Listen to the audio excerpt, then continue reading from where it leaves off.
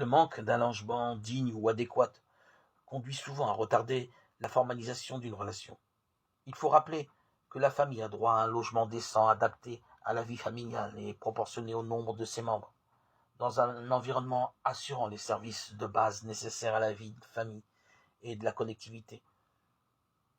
Une famille et une maison sont deux choses qui vont de pair.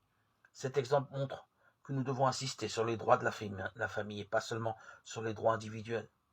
La famille est un bien dont la société ne peut pas se passer et elle a besoin d'être protégée. La défense de ces droits est un appel prophétique en faveur de l'institution familiale qui doit être respectée et défendue contre toute atteinte, surtout dans le contexte actuel où elle occupe généralement peu de place dans les projets politiques. Les familles ont parmi d'autres droits celui de pouvoir compter sur une politique familiale adéquate de la part des pouvoirs publics, dans les domaines juridiques, économiques, social et fiscal. Parfois, les angoisses des familles sont dramatiques quand, face à la maladie d'un être cher, elles n'ont pas accès aux services de santé adéquats, ou quand le temps passé sans trouver un emploi digne se prolonge.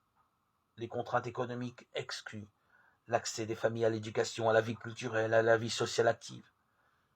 Le système économique actuel produit diverses formes d'exclusion sociale. Les familles souffrent en particulier des problèmes liés au travail. Les possibilités pour les jeunes sont peu nombreuses et l'offre de travail est très sélective et précaire. Les journées de travail sont longues et souvent alourdies par de longs temps de trajet. Ceci n'aide en rien les membres de la famille à se retrouver entre eux, avec leurs enfants, de façon à alimenter quotidiennement leurs relations.